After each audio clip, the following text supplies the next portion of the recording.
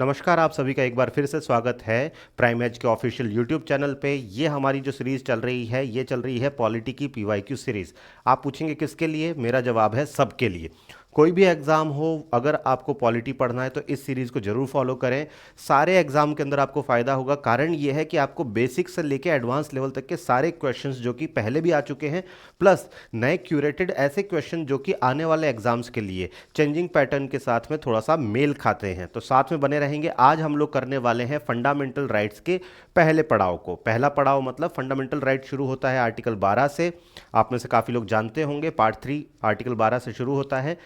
पहले हम लोग स्टेट और लॉ के बारे में पढ़ेंगे, आर्टिकल 12 एंड 13 के बारे में पढ़ेंगे। उसके बाद में धीमे धीमे राइट टू इक्वालिटी की भी बात करेंगे, राइट टू लाइफ की भी बात करेंगे, सब चीज़ों की हम लोग यहाँ पे बात करने वाले हैं। तो आज शुरू करते हैं। आज आपका इंट्रोडक्शन हो जा रहा है फंडामेंटल राइट से। This is your first class of fundamental right और आपको काफ़ी ज़्यादा मज़ा आने वाला है। अगर पिछली क्लासेज आपने नहीं देखी है तो इसे ज़रूर देखें। क्यों देखें? क्योंकि हर क्लास एक दूसरे के ऊपर स्टैक होती है और पूरी पूरी एक फाउंडेशन के साथ में बिल्डिंग बन जाती है और तब हो जाता है आपका पॉलिटी स्ट्रांग। तो चलिए बिना समय को गवाए हम लोग शुरू करते हैं आज की फर्स्ट क्लास को, मतलब फर्स्ट क्वेश्चन को। पहला क्वेश्चन आपके सामने है और ये कह रहा है, in which part of the constitution of India are fundamental rights described? भारतीय संविधान के किस भाग में मौलिक अधिकारों का वर्णन किया गया है? ये क्वेश्चन एक दो नहीं दसियों बार पूछे गए हैं। बहुत ही आसान है, आपको तो रट लेना है। पार्ट 3 भाग 3 के अंदर फंडामेंटल राइट्स या फिर मौलिक अधिकारों के बारे में बात की गई है, तो ये रटना है और कुछ भी नहीं करना है। चलिए, the concept of fundamental rights in the Indian constitution was borrowed from which country? भारतीय संविधान में मौलिक अधिकारों की अवधारणा किस देश से ली गई है? ये लास्ट क्लास में भी हम लोगों ने किया था, पर चूंकि ये फंडामेंटल राइट से जुड़ा हुआ है तो इस क्वेश्चन को यहाँ पे वापस से हम लोग देख रहे हैं। यूएस से, संयुक्त राज्य America, United states of America से ये हम लोगों ने बोरो किया है फंडामेंटल राइट को। लास्ट क्लास में भी मैंने आपको बताया था, जो यूएसए का फंडामेंटल राइट है, बोरो हमने भले ही यहाँ पे किया है, यहाँ एब्सोल्यूट फंडामेंटल राइट है, फंडामेंटल राइट्स हैं। पर इंडिया के अंदर जो है, इंडिया की अगर हम लोग बात करें, यहां पे राइट्स तो हैं, विद लिमिटेशन है। क्या है? विद लिमिटेशन है, या फिर इसे रीजनेबल रेस्ट्रिक्शन भी कह सकते हैं। रीजनेबल रेस्ट्रिक्शन, ठीक है, याद रखेंगे, ये बहुत इंपॉर्टेंट है। स्टेटमेंट बेस्ड क्वेश्चंस के अंदर ये सारे कॉन्सेप्ट आपके काम आते हैं। ठीक है, नेक्स्ट क्वेश्चन पे आ जाइए। अगला क्वेश्चन हमारा क्या कह रहा है? Which article of the constitution defines the term state? संविधान का कौन सा अनुच्छेद राज्य शब्द को परिभाषित करता है? एक चीज मैं आपको क्लियर करना चाहता हूं, स्टेट यहां पे जो वर्ड यूज हो रहा है, स्टेट जो यहां पे वर्ड यूज हो रहा है वो राज्य, मतलब ये राजस्थान, गुजरात, इन सब के परिप्रेक्ष्य में नहीं है, इनके पर्सपेक्टिव में नहीं है। यहां पे राज्य का मतलब है गवर्नमेंट मशीनरी, गवर्नमेंट मशीनरी या फिर गवर्नमेंट इटसेल्फ, ठीक है, या फिर उसकी मशीनरी। जैसे बात करते हैं हम लोग, राजस्थान तो एक अपने आप में स्टेट है ही, प्लस साथ ही साथ में राजस्थान का जो जल बोर्ड निगम होगा वो भी स्टेट होगा, जोधपुर विद्युत वितरण निगम होगा वो भी स्टेट होगा, ठीक है, कोई यूनिवर्सिटी होगी वो भी स्टेट होगी। तो स्टेट का मतलब ये नहीं कि सिर्फ हम राज्यों की बात कर रहे हैं, स्टेट का मतलब ये है कि स्टेट ओन्ड या फिर स्टेट फंडेड कोई भी अगर चीज आ जाती है तो वो स्टेट के अंदर आ जाएगी। ये जब हम लोग सेशंस वगैरह करने लगेंगे तब थोड़ा सा ज़्यादा अच्छे से आपको समझ में आएगा। तो कुल मिला के जो स्टेट वर्ड यहाँ पे है या फिर राज्य शब्द जो यहाँ पे हम लोगों ने उपयोग में लिया है वो कौन से आर्टिकल के अंदर दिया गया है? ये दिया गया है हमारे आर्टिकल 12 के अंदर। ठीक है, आसान है, याद रखना है। पर ये स्टेट सिर्फ और सिर्फ ऐसा नहीं कि सर आपने तो कहा कि सिर्फ और सिर्फ स्टेट्स के अगेंस्ट ही फंडामेंटल राइट्स जो है उसके लिए रेट डाल सकते हैं, तो यहाँ पे हम यूनिवर्सिटी के खिलाफ कैसे डाल रहे हैं? यूनिवर्सिटी थोड़ी स्टेट है, यूनिवर्सिटी स्टेट की डेफिनेशन में फॉल करता है। कौन सा स्टेट का डेफिनेशन? जो कि यहाँ पे दिया गया है, कॉन्स्टिट्यूशन के फंडामेंटल राइट के अंदर दिया गया है। तो फंडामेंटल राइट के हिसाब से पार्ट 3 के हिसाब से स्टेट अलग होता है। यूनियन एंड इट्स टेरिटरीज की जब हम लोग बात करते हैं, या फिर शेड्यूल 1 की जब हम लोग बात करते हैं, जिसके अंदर सारे स्टेट्स और यूनियन टेरिटरीज के नाम दिए गए हैं, उसकी जब हम लोग बात करते हैं तो वो स्टेट अलग हो जाता है। ये सबसे पहले क्लियर करना है, सबसे ज्यादा जरूरी है। वर्ड दोनों सेम है, मीनिंग दोनों का अलग रहेगा। ठीक है, चलिए नेक्स्ट क्वेश्चन देखिए। Fundamental rights in India are non justiciable, justiciable, flexible and absolute. क्या है? एब्सोल्यूट तो नहीं है। जस्टिसिएबल मतलब क्या अगर आपके फंडामेंटल राइट का वायलेशन होता है, क्या अगर आपके मौलिक अधिकार आपसे छीने जाते हैं तो क्या आप कोर्ट जा सकते हैं?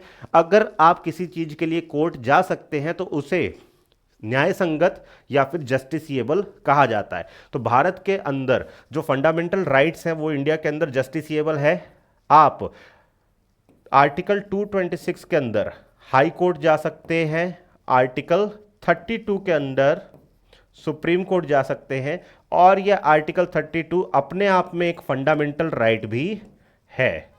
मतलब कोर्ट जाना भी अपने आप में एक फंडामेंटल राइट है, सुप्रीम कोर्ट जाना भी एक फंडामेंटल राइट है। ये फंडामेंटल राइट नहीं है, पर आपके पास में फंडामेंटल राइट्स को, मौलिक अधिकारों को अगर आपको एनफोर्स करवाना है तो आप हाई कोर्ट भी जा सकते हैं। रिट जो है हाई कोर्ट में भी दायर कर सकते हैं। ठीक है, चलिए नेक्स्ट क्वेश्चन पे आइए। अगला क्वेश्चन हमारा क्या कह रहा है? Part 3 of the constitution is essentially described as the. संविधान के भाग 3 को अनिवार्य रूप से क्या कहा जाता है? भारत का Magna Carta, Magna Carta of India, soul of India, identity card of India, none of the above. चलिए, सोल ऑफ द कॉन्स्टिट्यूशन के ऊपर हमने भार्गव साहब और अंबेडकर साहब दोनों के बारे में बात कर ली थी। भार्गव साहब जो थे वो प्रियम्बल को सोल ऑफ इंडियन कॉन्स्टिट्यूशन कह रहे थे, और अंबेडकर साहब आर्टिकल 32 को, इस आर्टिकल 32 को जिसकी यहाँ पे मैंने बात की है, इसको सोल ऑफ इंडियन कॉन्स्टिट्यूशन कह रहे थे। तो सोल ऑफ इंडिया तो नहीं है। ठीक है, आइडेंटिटी कार्ड की बात हो गई थी। नानी पालकीवाला सर ने, एडवोकेट नानी पालकीवाला जो कि एमिनेंट इंडियन ज्यूरिस्ट रहे हैं, उन्होंने आइडेंटिटी कार्ड ऑफ इंडिया कहा। भारत का मैग्ना कार्टा कहा जाता है फंडामेंटल राइट्स को। मैग्ना कार्टा क्या है? मैग्ना कार्टा भी एक डॉक्यूमेंट रहा है, दुनिया का पहला ऐसा डॉक्यूमेंट जो कि ह्यूमन राइट्स के बारे में, मौलिक अधिकारों के बारे में बात कर रहा था। ठीक है, 13वीं सेंचुरी के अंदर आया था, पर वो दुनिया का पहला डॉक्यूमेंट है। इसलिए आगे आने वाले वो सारे डॉक्यूमेंट जो कि fundamental rights, basic human rights के बारे में बात करते हैं, तो वो सारे के सारे मैग्ना कार्टा की तरह रेफर करते हैं। तो भारत का मैग्ना कार्टा किसे कहते हैं? Fundamental right part 3 of the constitution को कहा जाता है। ठीक है, याद रखेंगे, बहुत ही आसान है। नेक्स्ट क्वेश्चन देखिए। Under article 13 who has the power of judicial review. अनुच्छेद 13 के तहत न्यायिक समीक्षा की शक्तियां किसके पास में है? सिर्फ सुप्रीम कोर्ट के पास में है, सिर्फ हाई कोर्ट के पास में, सुप्रीम कोर्ट और हाई कोर्ट दोनों के पास में है, या फिर संसद के पास में? देखिए, संसद, पार्लियामेंट तो लॉ बनाता है, क्या करता है? लॉ इनेक्ट करता है। ठीक है, तो क्या जो लॉ इनेक्ट करने वाला है खुद ही जुडिशियल रिव्यू कर लेगा? मैंने सही कानून बनाया या नहीं, क्या मैं खुद ही जांच लूंगा? नहीं, तो पार्लियामेंट तो गया। ठीक है, सुप्रीम कोर्ट कर सकता है और हाई कोर्ट भी कर सकता है, सर्वोच्च न्यायालय भी कर सकता है और उच्चतम न्यायालय भी कर सकता है, उच्च न्यायालय भी कर सकता है, सॉरी, ये आर्टिकल 32 के अंदर कर सकता है। हाई कोर्ट जो है आर्टिकल 226 के अंदर कर सकता है। तो दोनों कर सकते हैं ना, दोनों करेंगे तो both supreme court and high court. Article साथ में याद करते चलिए, ये बहुत इंपॉर्टेंट आर्टिकल है जो मैं आपको बता रहा हूं, किसी न किसी एग्जाम के अंदर तो टिक ही जाएगा। ठीक है, चलिए नेक्स्ट क्वेश्चन आपके सामने है। अगला क्वेश्चन क्या कह रहा है? Which of the following is not included in the definition of state under article 12। निम्नलिखित में से कौन सा अनुच्छेद 12 के तहत राज्य की परिभाषा में शामिल नहीं है? भारत सरकार, भारत की संसद, राज्य विधानमंडल, या फिर बिना सरकारी सहायता के काम करने वाली निजी कंपनी। देखिए भाई, वो सारी निजी कंपनी भी स्टेट हो जाती है जिसके अंदर 50% से ज्यादा या फिर मेन जो कंट्रोलिंग पावर है वो गवर्नमेंट के हाथ में रहती है। पर ऐसी कोई निजी कंपनी जिसके अंदर गवर्नमेंट ना तो पैसा दे रही है ना कोई कंट्रोल रख रही है, जैसे कि टाटा हो गया, रिलायंस हो गया, हमारे शहर की बाकी सारी कंपनियां हो गई, हमारी अपनी प्राइमेज प्राइमेज लर्निंग हो गई, तो ये सारी की सारी क्या स्टेट होगी, क्या नहीं होगी, ठीक है। तो private company working without government aid, government की सहायता के बिना अगर कोई निजी कंपनी काम कर रही है तो वो स्टेट नहीं कहलाएगी। बाकी government of India, parliament of India और स्टेट लेजिस्लेचर तो स्टेट का पार्ट है ही, ठीक है। हमसे तो नॉट पूछा था, हमने नॉट बता दिया, हमारा काम खत्म। अगले क्वेश्चन पे आ जाइए। Are fundamental rights absolute in nature, क्या मौलिक अधिकार प्रकृति में निरपेक्ष असीमित है? हाँ, पूरी तरीके से। क्या पूरे पूरे एब्सोल्यूट है? No, they have reasonable restriction, नहीं, उन पर उचित प्रतिबंध है। ओनली आर्टिकल 21 इज एब्सोल्यूट, केवल अनुच्छेद 21 निरपेक्ष है, या फिर डिपेंड्स ऑन प्रेसिडेंट, राष्ट्रपति पर निर्भर करता है। तो देखिए भाई, पहले भी मैंने आपको बता दिया था, जब यूएस और इंडिया के फंडामेंटल राइट्स की बात हो रही थी तो मैंने आपको कहा था यूएस वाला फंडामेंटल राइट एब्सोल्यूट है, पर भारत वाला जो है इन फंडामेंटल राइट्स के साथ में आते हैं कौन? Reasonable restriction. ये याद रखेंगे बच्चों, भारत के फंडामेंटल राइट जो है वो आते हैं रीजनेबल रेस्ट्रिक्शन। जैसे आपको फ्रीडम ऑफ स्पीच है, पर क्या आपका फ्रीडम ऑफ स्पीच जो है वो मेरी बेइज्जती कर सकता है? नहीं कर सकता है। क्यों नहीं कर सकता है? रीजनेबल रेस्ट्रिक्शन, ठीक है। आपके पास फ्रीडम ऑफ स्पीच है, तो क्या आप भारत सरकार की कोई गुप्त सूचना जो है या फिर कोई इंटेलिजेंस इनपुट है, कोई आर्मी इंटेलिजेंस की इनपुट है, क्या वो आप सार्वजनिक कर देंगे? नहीं कर सकते हैं। क्यों नहीं कर सकते हैं? Reasonable restriction. हमारी जो सिक्योरिटी है वो आपके और मेरे फंडामेंटल राइट से भी ऊपर चली जाती है, तो रीजनेबल रेस्ट्रिक्शन है, ठीक है। चलिए अगले क्वेश्चन पे आते हैं। अगला क्वेश्चन क्या कह रहा है? Which article declares that any law inconsistent with fundamental right shall be void? कौन सा अनुच्छेद यह घोषित करता है कि मौलिक अधिकारों में असंगत कोई भी कानून शून्य होगा? 12, 14, 13 या फिर 32? कौन कर सकता है यहां पे? 13। आर्टिकल 13 के अंदर, आर्टिकल 13 के अंदर साफ साफ कहा गया है कि any law inconsistent with fundamental right is unconstitutional, void एब इनिशियो, ठीक है। इसी से निकल के आपके डॉक्ट्रिन ऑफ एक्लिप्स भी आता है, डॉक्ट्रिन ऑफ सेपरेशन भी आता है, ठीक है। वो सब बाद में हम लोग जब सेशन कर रहे होंगे या फिर उनसे रिलेटेड कभी क्वेश्चन आएंगे तो पढ़ेंगे, वो मेंस के लिए ज़्यादा इंपॉर्टेंट हो जाते हैं। अभी के लिए एमसीक्यू बेस्ड जितने भी आपके क्वेश्चन हैं उनके लिए जो मैं करवा रहा हूं उसे एक बार कर लीजिए, ठीक है। Who is the guardian of fundamental rights? मौलिक अधिकारों का संरक्षण कौन करता है? मुझे अधिकार दे दिया गया है, पर अगर ऊपर कोई गार्जियन नहीं बिठाया तो क्या मेरे अधिकार, मैं किसके पास जाऊं कि मेरे फंडामेंटल राइट का वायलेशन हो गया, मेरे फंडामेंटल राइट का वायलेशन हो गया? कोई ना कोई तो होना चाहिए ना, कोई ना कोई guardian of the fundamental right होना चाहिए। मौलिक अधिकारों का संरक्षक कोई ना कोई होना चाहिए ना, कि जब जब मेरा फंडामेंटल राइट वायलेट हो उनकी एनफोर्सिबिलिटी के लिए, उसे एनफोर्स कराने के लिए मैं किसी के पास जाऊं, तो किसके पास जाता हूं? मैं कोर्ट के पास में जाता हूं। किसके पास में जाता हूं? जुडिशरी के पास में जाता हूं, ठीक है। सर्वोच्च न्यायालय या फिर जुडिशरी, ठीक है। जो ऑप्शन आपके सामने आए वो सही ऑप्शन होगा। नेक्स्ट क्वेश्चन देखिए। The term law in article 13 includes, अनुच्छेद 13 में कानून मतलब विधि शब्द में शामिल है only acts passed by parliament, ordinances, customs having force of law या फिर ऑल ऑफ दी अबव। अगर आप पूरे पूरे आर्टिकल 13 को पढ़ते हैं तो आपको पता पड़ेगा कि जो पार्लियामेंट ने या फिर जो आपके स्टेट लेजिस्लेचर ने, जो संसद ने और विधान सभा ने जो एक्ट पास किया है वो तो लॉ है ही, उसके अलावा प्रधानमंत्री जो ऑर्डिनेंसेस लेके आता है वो भी क्या कहते हैं? लॉ है। और ऐसे कस्टम्स जो कि फोर्स ऑफ लॉ लेके आते हैं तो वो भी क्या? कानून ही माने जाएंगे। तो ये भी है, ये भी है और ये भी है, तो आंसर होगा ऑल ऑफ दी अबव। क्या होगा answer? All of the above, ठीक है, कोई दिक्कत नहीं। अगले क्वेश्चन पे आ जाइए। अगला क्वेश्चन क्या कह रहा है? In the context of article 12 local authorities include municipalities, panchayat, district board, all of the above. जो लोकल अथॉरिटीज की बात की गई है आर्टिकल 12 के अंदर, उसके अंदर कौन कौन आता है? म्युनिसिपैलिटीज आती हैं, बिल्कुल हाँ, लोकल बॉडीज में आता है। पंचायत आती है, हाँ जी बिल्कुल, पंचायत भी आती है। और जिला बोर्ड भी आते हैं, अलग अलग बोर्ड, जल बोर्ड हो सकता है, इलेक्ट्रिसिटी बोर्ड हो सकता है, वो सारे के सारे भी आते हैं। जब तीनों आते हैं इसमें से तो मेरा आंसर क्या होगा? ऑल ऑफ दी अबव, ठीक है, आसान है, कोई दिक्कत नहीं। अगले क्वेश्चन पे आ जाते हैं। विच amendment act inserted clause 4 in article 13? किस संशोधन अधिनियम ने अनुच्छेद 13 में खंड 4 को जोड़ा? 24th amendment, 42nd amendment, 44th amendment या फिर फर्स्ट अमेंडमेंट? किसने जोड़ा था बच्चों? ये 24th अमेंडमेंट ने जोड़ा था। रटने वाली चीज है, एक मैं मास्टर क्लास आपको अमेंडमेंट वाली भी करवाऊंगा, सिर्फ और सिर्फ अमेंडमेंट वाली। पर अमेंडमेंट वाली मास्टर क्लास तब होगी ना जब एक बार हम लोग पूरा पूरा कॉन्स्टिट्यूशन पढ़ लेंगे, ठीक है? तो राजस्थान पॉलिटी चालू होने से पहले आपको अमेंडमेंट वाली मास्टर क्लास करवाई जाएगी, उसमें भी याद दिलाएंगे। पर अभी के लिए आपको याद रखना है फंडामेंटल राइट्स के हिसाब से आर्टिकल 13 के अंदर, 13 के अंदर जहां पे लॉ डिफाइन किया गया है, क्या डिफाइन किया गया है? लॉ डिफाइन किया गया है। इसके अंदर क्लॉज 4 भी जोड़ा गया था। वो कौन से अमेंडमेंट से जोड़ा था? 24th कॉन्स्टिट्यूशनल अमेंडमेंट से, ठीक है? चलिए नेक्स्ट देखिए, the fundamental rights can be suspended during, मौलिक अधिकारों को किसके दौरान निलंबित किया जा सकता है? Financial emergency, national emergency, president rule या फिर जनरल इलेक्शन। मौलिक अधिकारों को कब? यहां पे राष्ट्रीय आपातकाल, राष्ट्रीय आपातकाल के दौरान आपके मौलिक अधिकारों को आपसे ले लिया जाता है। मौलिक अधिकार वैसे तो क्या कहते हैं, आपके जन्मजात अधिकार हैं, आप पैदा हुए भारत के अंदर तो आपको मौलिक अधिकार मिल रहे हैं। पर इमरजेंसी का टाइम ही ऐसा होता है कि उस टाइम में हमें डेस्परेट टाइम, डेस्परेट मेजर्स, हमें डेस्परेट मेजर्स की आवश्यकता पड़ती है।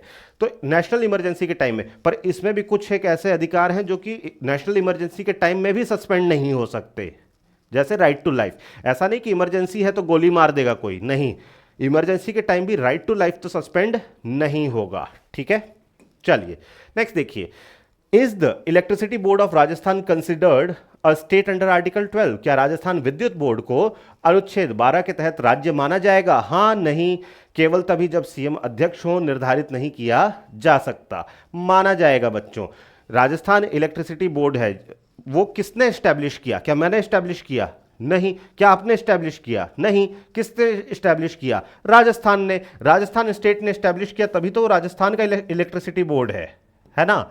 तो जब राजस्थान ने एस्टैब्लिश किया तो राजस्थान तो अपने आप में राज्य है ही, उसके अलावा उसने, राजस्थान गवर्नमेंट ने जो जो बोर्ड एस्टैब्लिश किए, जो जो कॉरपोरेशन एस्टैब्लिश किए, वो सारे के सारे भी स्टेट के डेफिनेशन में आ जाएंगे। मैं आपको वापस से याद दिला दूं, आर्टिकल 12 के अंदर जो स्टेट है वो आर्टिकल 1 के स्टेट से अलग है, ठीक है? याद दिला रहा हूं बस। नेक्स्ट देखिए, आर्टिकल 13 क्लॉज 1 डील्स विद, अनुच्छेद 13 क्लॉज 1 का संबंध किससे है? Post constitutional laws, pre constitutional laws, constitutional amendment या फिर डेलीगेटेड लेजिस्लेशन। किससे रिलेटेड है? Pre constitutional laws. जैसा कि हम लोगों ने पढ़ा, कॉन्स्टिट्यूशन आने से पहले जब हम अंग्रेजों के गुलाम थे उस टाइम भी काफ़ी सारे एक्ट आ रहे थे, government of India act, council act, reforms अलग अलग, रेगुलेटिंग एक्ट, चार्टर एक्ट, काफ़ी सारे एक्ट आ रहे थे। तो संविधान बनने से पूर्व जो कानून बने हैं, हमने क्या किया कि जैसे ही फंडामेंटल राइट्स इनेक्ट हो गए तो हम एक छन्नी लेके बैठ गए और उस छन्नी के अंदर छान रहे थे। उस छन्नी में क्या छान रहे थे कि जो जो हमारे कॉन्स्टिट्यूशनल प्रिंसिपल से पार हो जा रहा था वो तो हम लोगों ने ले लिए, पर कुछ ऐसे लॉज भी थे, प्री कॉन्स्टिट्यूशनल लॉज भी थे जो कि फंडामेंटल राइट्स का वायलेशन कर रहे थे। तो उन सारे के सारे एक्ट को, उन सारे के सारे लॉज को हम लोगों ने क्या कहा? हमने कहा वो तो वॉइड है, क्या है? शून्य है, ठीक है? तो आर्टिकल 13 क्लॉज 1 जो है वो प्री कॉन्स्टिट्यूशनल लॉज से रिलेटेड है और यही कहता है कि देखो भाई, आज हमने कॉन्स्टिट्यूशन को इनेक्ट कर दिया है 26 जनवरी 1950 को, आज के बाद से पहले से जो चलते हुए लॉ आ रहे हैं उन लॉज को हम लोग छन्नी लेके बैठेंगे और छन्नी से छान के देखेंगे क्या हमारे फंडामेंटल राइट्स का वो प्रोटेक्शन कर रहे हैं। अगर हमारे फंडामेंटल राइट्स के, हमारे मौलिक अधिकारों के अगेंस्ट जा रहे होंगे तो उसे हम लोग वॉइड करार दे देंगे, ठीक है? चलिए नेक्स्ट आइए, which of the following is considered other authorities under article 12? किसे अदर अथॉरिटीज कहा जाएगा? LIC, NCERT, BCCI या फिर प्राइवेट स्कूल? इनमें से कौन सा जो है वो अदर अथॉरिटीज के अंदर आ जाएगा? LIC आ जाएगा। कौन सा आ जाएगा बच्चों? यहां पे LIC आ जाएगा। हुआ क्या, हमने कहा कि सेंट्रल गवर्नमेंट, स्टेट गवर्नमेंट, उनके corporation and other authorities, last में लिखा हुआ, जब आप पढ़ेंगे आर्टिकल 13 को तो यहां पे अन्य प्राधिकार, अदर अथॉरिटीज भी लिखा हुआ है, अन्य प्राधिकारी भी लिखा हुआ है। उसके अंदर NCERT क्या स्टेट है? ना, NCERT स्टेट नहीं है, BCCI भी स्टेट नहीं है और प्राइवेट स्कूल तो ऑब्वियसली है ही नहीं। इनके अपने अपने अलग अलग केस हैं, पर LIC जो है वो स्टेट होगा, इसलिए सही आंसर, ठीक है? चलिए नेक्स्ट क्वेश्चन पे आ जाइए। क्वेश्चन नंबर 18 क्या कह रहा है? The doctrine of severability is associated with which article? Doctrine of severability या फिर पृथक्करण का सिद्धांत किस अनुच्छेद से संबंधित है? आर्टिकल 12, 13, 14 या फिर 21? किससे संबंधित है बच्चों? यह संबंधित है आर्टिकल 13 से। किससे संबंधित है? आर्टिकल 13 से। आर्टिकल 13 के अंदर क्या बताया गया है? लॉ। पहले तो मैं यहां लिख दूं, ये आंसर है, बाद में जगह नहीं। आर्टिकल 13 में बताया गया है लॉ, कानून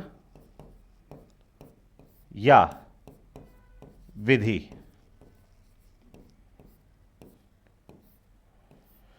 लॉ बताया गया। कौन कौन सी चीज लॉ होंगी? तो इसके अंदर हम लोगों ने देखा कि 13 क्लॉज 1 के अंदर, 13 क्लॉज 1 के अंदर हमने साफ साफ कह दिया कि ऐसे प्री कॉन्स्टिट्यूशनल लॉज, पहले तो हमने लिस्ट दी, ठीक है, प्री कॉन्स्टिट्यूशनल लॉज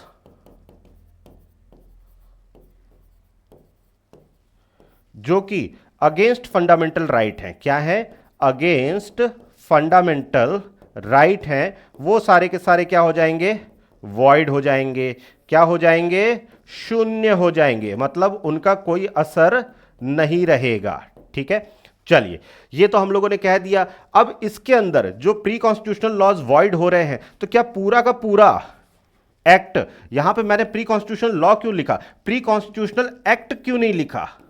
एक्ट क्यों नहीं लिखा?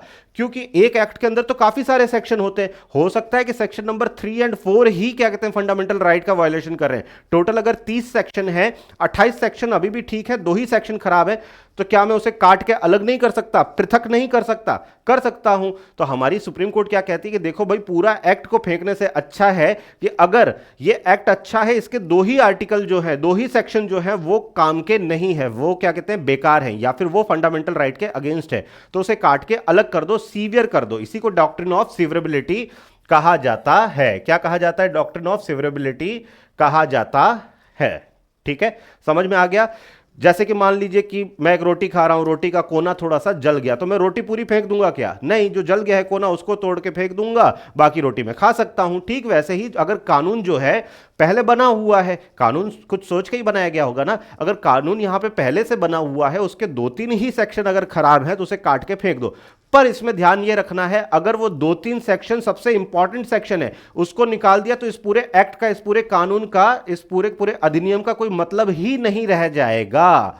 तो फिर क्या करेंगे? तो फिर उस पूरे पूरे एक्ट को निकाल के फेंक देंगे, तो फिर वो पूरा पूरा एक्ट ही वॉइड हो जाएगा। ठीक है, याद रखेंगे। कॉमन सेंस की बात भी है थोड़ी सी यहां पे। नेक्स्ट देखिए, fundamental rights are primarily aimed at limiting the power of. मौलिक अधिकार मुख्य रूप से किसकी शक्ति को सीमित करने के उद्देश्य से है? न्यायपालिका, कार्यपालिका और विधायिका, निजी व्यक्ति या फिर संयुक्त राष्ट्र? किसके पावर को थोड़ा सा कंट्रोल करते हैं? देखिए भाई, सरकार बन गई, सरकार बनने के बाद में कहती है अपने आप को राजा ना समझने लगे, एकदम राजा का व्यक्तित्व नहीं होना चाहिए सरकार का, है ना, कैसा गंदे राजा का व्यक्तित्व नहीं होना चाहिए। वो बोले कि मेरे मर्जी तो आज ये है कि जो जो मेरे खिलाफ बोलेगा सबको जेल में डाल दो। ठीक है, तो फंडामेंटल राइट क्या करता है? फंडामेंटल राइट ये कहता है कि देखो भैया जी, देखो राजा जी, देखो जो भी बड़े मतलब हमारे प्रतिनिधि हैं, आप ये देखिए कि मुझे बोलने का भी अधिकार है और मैं सत्य बोल रहा हूं, इसलिए आप मुझे मेरे बोलने के कारण जेल में नहीं डाल सकते। राजा जी पूछे भाई क्यों जेल में नहीं डाल सकते? आप बोलोगे कि कॉन्स्टिट्यूशन के हवाले से अनुच्छेद 19 क 19(1)(a) उसके अंदर मुझे कहा गया है कि मुझे बोलने का भी अधिकार है, मेरा freedom of speech and expression भी है। तो इसका मतलब किसकी पावर को कर्टेल किया गया? यहां पे पावर को एग्जीक्यूटिव एंड लेजिस्लेचर, कार्यपालिका और विधायिका की पावर को कर्टेल किया गया। कार्यपालिका जो है वो, कार्यपालिका मतलब एग्जीक्यूटिव जो है वो क्या नहीं कर सकती? डिस्क्रिशनरी जो पावर्स हैं उनका अनलिमिटेड यूज नहीं कर सकती है। ठीक है, अपने विम्स एंड फैंसीज पे, क्या वर्ड आएगा यहां पे? विम्स एंड फैंसीज पे ऑर्डर्स नहीं दे सकती है या फिर एक्ट नहीं कर सकती है। और विधायिका जो है वो cannot enact a law which is against fundamental rights. इसका मतलब विधायिका मतलब लेजिस्लेचर जो है वो ऐसा कोई भी कानून नहीं बना सकती जो कि मौलिक अधिकारों के अगेंस्ट है। ठीक है, इसका मतलब किस किस की पावर, दोनों की पावर यहां पे कर्टेल की गई है। नेक्स्ट क्वेश्चन देखिए, can a citizen wave his fundamental rights, क्या कोई नागरिक अपने फंडामेंटल राइट को, अपने मौलिक अधिकारों का त्याग कर सकता है? यस, एनी टाइम, हाँ कभी भी नहीं। मौलिक अधिकारों पर अधिकार त्याग का सिद्धांत लागू नहीं होता। No, the doctrine of waiver does not apply to fundamental right. Yes, with the permission of president, हाँ राष्ट्रपति की अनुमति से। या फिर ओनली राइट टू प्रॉपर्टी, केवल संपत्ति का अधिकार। फंडामेंटल राइट आपको मिला जरूर है, पर आप अपना फंडामेंटल राइट छोड़ नहीं सकते हैं। यह सबसे अच्छी बात कही, आप अपने मौलिक अधिकारों का त्याग नहीं कर सकते हैं। क्यों त्याग नहीं कर सकते हैं? मान लीजिए कि मैं एक बहुत रसूखदार आदमी हूं और सामने एक आदमी है, मतलब उसको, मतलब मैं खाने को देता हूं या फिर अपने यहां काम पे रखा हुआ है, मैं अगर उसे डरा धमका के उससे बुलवा दूं कि देखिए सर, मेरा फंडामेंटल राइट था तो सही, पर मैंने क्या किया, मैंने उसका त्याग कर दिया है, मैं नहीं ले सकता आपके फंडामेंटल राइट। ऐसी चीजें ना हो, किसी को दबाया ना जाए या फिर किसी को फुसला के उसका फंडामेंटल राइट उससे छीन ना लिया जाए। इसलिए क्या कहते हैं, सरकार ने क्या कहा, कॉन्स्टिट्यूशन बनाते टाइम ये कह दिया कि फंडामेंटल राइट जो है उसका त्याग कभी हो ही नहीं सकता। सिटीजन कभी भी अपने फंडामेंटल राइट्स को वेव कर ही नहीं सकता है। याद रहेगा बच्चों, हमेशा याद रखना है, आप अपना फंडामेंटल राइट को नहीं छोड़ सकते। आ जाइए भाई, consider the following statement regarding article 12, अनुच्छेद 12 के संबंध में निम्नलिखित कथनों पर विचार करें। It defines state for part 3 and part 4 of the constitution. यह संविधान के भाग 3 और भाग 4 के लिए राज्य को परिभाषित करता है। दूसरा, it includes the judiciary when it exercises non judicial या फिर एडमिनिस्ट्रेटिव फंक्शन। इसमें न्यायपालिका शामिल है जब वह अपने गैर न्यायिक प्रशासनिक कार्यों का प्रयोग करती है। तो इन दोनों में से कौन सा कथन सही है? देखिए भाई, पहले मैं दूसरे कथन पे आना चाहता हूं।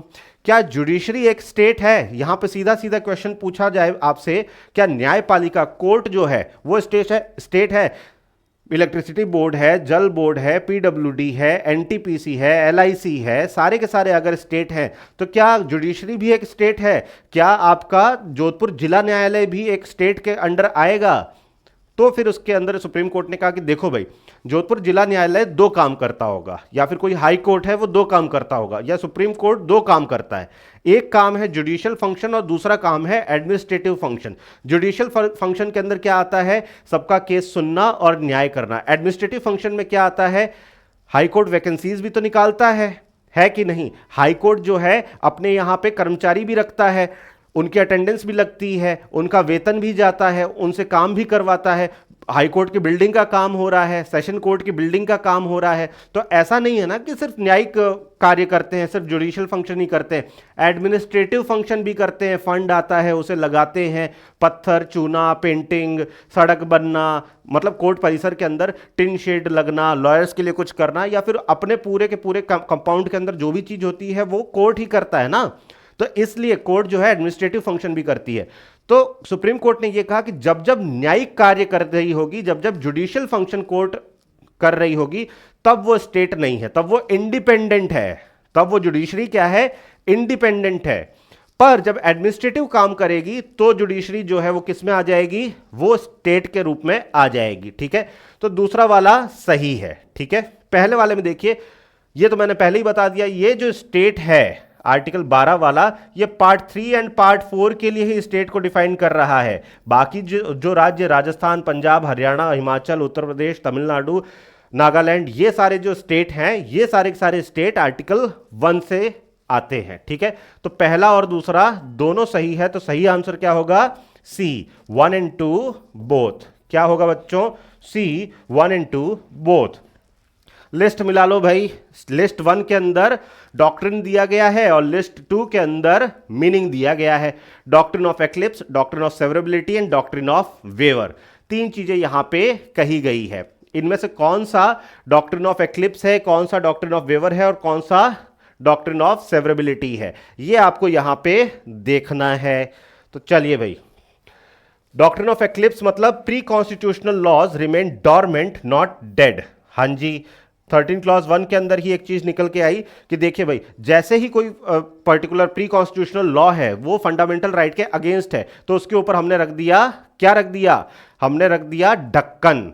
पर बाद में पता पड़ा कि हमने फंडामेंटल राइट को ही हटा दिया, उस बाद में जो है फंडामेंटल राइट के सिंक में आ जाता है, तो वो ढक्कन हट जाता है। तो एक्लिप्स का मतलब क्या होता है, ग्रहण। ग्रहण में कैसे सूरज थोड़ी देर के लिए छुप जाता है और फिर वापस आ जाता है, वैसे ही जब तक फंडामेंटल राइट के अगेंस्ट है कोई पर्टिकुलर प्री कॉन्स्टिट्यूशनल लॉ, तब तक वो क्या है, तब तक वो छुपा हुआ है, तब तक वो इनइफेक्टिव है। जैसे ही फंडामेंटल राइट के सिंक में आ जाएगा, मतलब फंडामेंटल राइट के साथ में पैरेलल आ जाएगा, तो वो क्या हो जाएगा, वो वापस से इफेक्टिव हो जाएगा। तो दूसरा वाला ए के आगे लिख दीजिए 2। डॉक्ट्रिन ऑफ सेवरेबिलिटी क्या है, ओनली द ऑफेंडिंग पार्ट, कौन सा पार्ट, जो कि खराब पार्ट है of the law is void, सिर्फ जो ऐसा पार्ट जो कि खराब है, जली हुई रोटी ही काट के हटा रहा हूं, सिर्फ ऑफेंडिंग पार्ट को ही हटा रहा हूं, तो उसे पृथक्करण या फिर डॉक्ट्रिन ऑफ सेवरेबिलिटी कहूंगा। डॉक्ट्रिन ऑफ वेवर का मतलब क्या है, a person can not give his rights, एक पर्सन जो है अपने फंडामेंटल राइट्स का त्याग नहीं कर सकता है। तीनों चीजें हम लोगों ने पढ़ ली है। 213 कहां दिया गया है, 213, ठीक है। चलिए नेक्स्ट क्वेश्चन पे आइए। अगला question, which of the following statement is not correct regarding the nature of fundamental rights, मौलिक अधिकारों की प्रकृति के संबंध में निम्नलिखित में से कौन सा कथन सही नहीं है। Most rights are available against the state only. Some rights like Article 15 Clause 2, 17 are available against private individuals too. They are permanent and cannot be amended. They promote political democracy. कौन सा वाला जो है करेक्ट नहीं है, correct हमें ज्यादा दिख रहे हैं, तो कौन सा वाला कमेंट करेक्ट नहीं है, they are permanent and can not be amended. देखिए भाई, अमेंडमेंट तो हो ही सकता है, कैन नॉट बी अमेंडमेंट जो यहां पे लिख दिया है, इसके कारण तीसरा वाला गलत हो गया। फंडामेंटल राइट भी तो अमेंड हो सकते हैं, जैसे ईडब्ल्यूएस रिजर्वेशन आया 10% वाला, तो हमने आर्टिकल 15 और 16 के अंदर अमेंडमेंट किया ना। तो ऐसे ही, और इससे पहले भी हम लोगों ने क्वेश्चन देख लिया है, 24th अमेंडमेंट से हम लोगों ने जो 13 क्लॉज 4 जोड़ा था, तो इसका मतलब अमेंडमेंट हो सकता है। तो ये वाला जो ये हमने कहा कि फंडामेंटल राइट जो है वो अमेंड नहीं हो सकते हैं और वो परमानेंट है, ये बात गलत है और हमें नॉट करेक्ट ही ढूंढनी थी। चलिए, most rights are available against the state only, बात एकदम सही है, पर आर्टिकल 15 क्लॉज 2 और 17 ये अनटचेबिलिटी के एवोल्यूशन से रिलेटेड है। ये जो है ये इंडिविजुअल्स के अगेंस्ट भी, प्राइवेट इंडिविजुअल्स के अगेंस्ट भी आ सकता है, और ये पॉलिटिकल डेमोक्रेसी को प्रमोट करते हैं, बात एकदम सही है। ए, बी और डी तो सही है, सी नहीं सही है, तो यही हमें ढूंढना था, हमने ढूंढ लिया, हमारा काम चल पड़ा। नेक्स्ट क्वेश्चन को देखिए, अगला क्वेश्चन क्या कह रहा है, in the context of article 13 clause 3 which of the following falls under the definition of law, इनमें से कौन सा लॉ के डेफिनेशन में आएगा आर्टिकल 13 क्लॉज 3 के अनुसार। अनुच्छेद 13 क्लॉज 3 के संदर्भ में निम्नलिखित में से कौन सा कानून विधि की परिभाषा के अंतर्गत आता है। तीन यहां पे दिए हुए, administrative order of the executive, a personal law like Hindu law और मुस्लिम लॉ, कस्टम और यूसेज।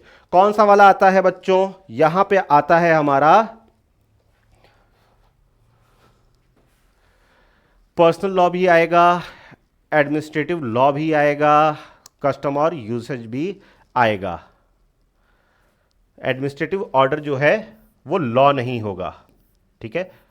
एडमिनिस्ट्रेटिव ऑर्डर जो है कुछ टाइम के लिए होते हैं, वो लॉ नहीं होते हैं, ठीक है, आर्टिकल 13 क्लॉज 3 के हिसाब से। दूसरा वाला और तीसरा वाला तो सही है। 2 और 3 कहां दिए गए हैं, सी के अंदर दिए गए हैं, ठीक है बच्चों, कोई दिक्कत नहीं है। पहचानना था, सिंपल पहचान लिया, आगे चलते हैं। The state include the government and parliament, the state include government and parliament of India and the government and legislature of each of the state and all local or other authorities.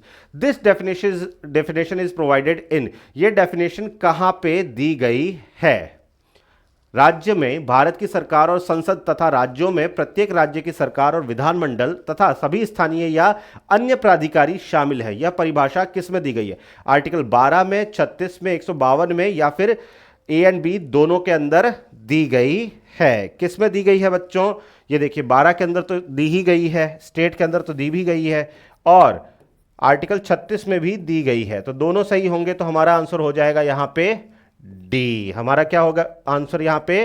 D. ठीक है, चलिए भाई, आज की class यहां पे इतनी ही। इसके बाद में हम आपसे मिलेंगे अगली क्लास के अंदर। हालांकि अभी भी मुझे लग रहा है कि इस वाले पार्ट में आर्टिकल 12 और 13 के अंदर थोड़े और क्वेश्चंस करने जरूरी हैं, थोड़े और अच्छे लेवल के क्वेश्चंस करने जरूरी हैं। इसलिए अभी के लिए थोड़ा टाइम हो चुका है, पर अगली क्लास हम लोग यहीं से कंटिन्यू करेंगे। पार्ट 2 आएगा इसका, ठीक है? तो पार्ट 2 का इंतजार करिए। मिलते हैं आपसे अगली क्लास के अंदर, तब तक ख्याल रखिए। तब तक ले जय हिंद, जय भारत।